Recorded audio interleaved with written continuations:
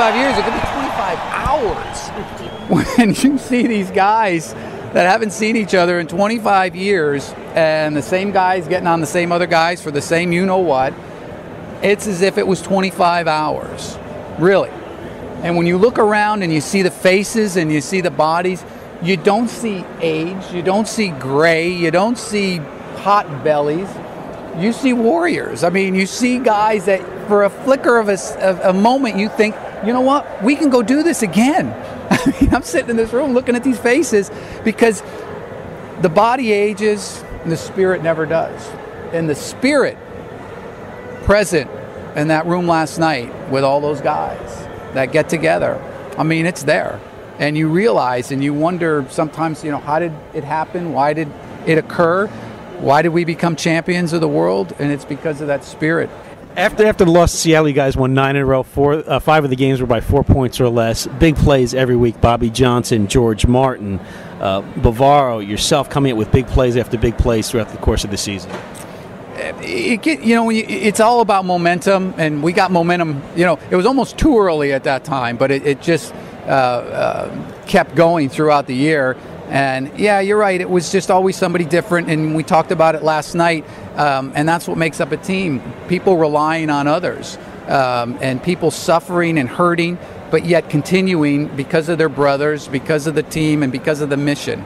I live in San Diego now, and I've got to get close to some of my old classmates from the Naval Academy, and I'm around the Navy SEALs a bunch, and the most elite warriors in the history of the world, and you learn something and about them, and being so selfless and being in such pain and agony, and yet it's not about them, it's about the mission, and it's about their teammates. And on a lesser degree, we had that. It was about each other, and it wasn't about our own personal issues or problems, and it was always about the team and about the mission. So it's something that's very familiar to me.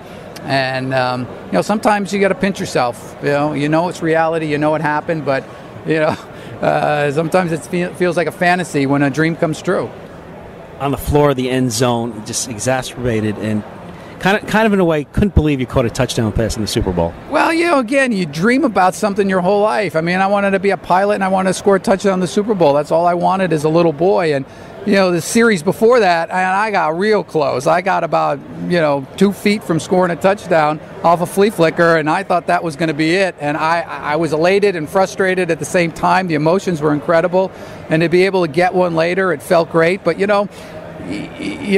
champions hate to lose more than they like to win. And you think about the ones that got away. And as much as I think about what happened in the Super Bowl and some of the plays I was involved in, it's kind of like the Army-Navy game. I played in 4 of them. Huge game.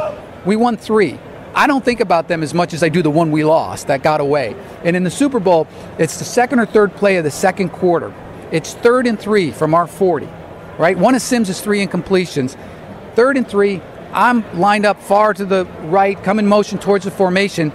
I've got a deep post called from the inside. Now, Denver thinks that we're going to just play to form. They had the book on us. They played us here in late November of that year, and we were very conservative. 3rd and 3, we're going 6 yards and hitch up, and Sims is going to find the open guy. We go totally contra. We are not the same team. The game plan is totally opposite. So they got this post called. So I come up on this guy. I stutter step him about 5-6 yards. He thinks I'm going to, hitch it up, and I bust to the post.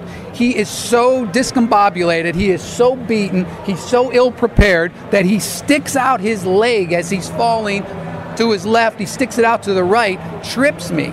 Safety vacates. For a split second, I got a 60-yard touchdown, right? And I stumble and fall. And that was one of Sims' 3 incompletions, which would have been a 60-yard touchdown. He would have been 23 out of 25 with 4 touchdown passes and over 300-something yards. And the official didn't even call a penalty, and I'm still bitching and moaning about it 25 years later. So you think about the ones that got away.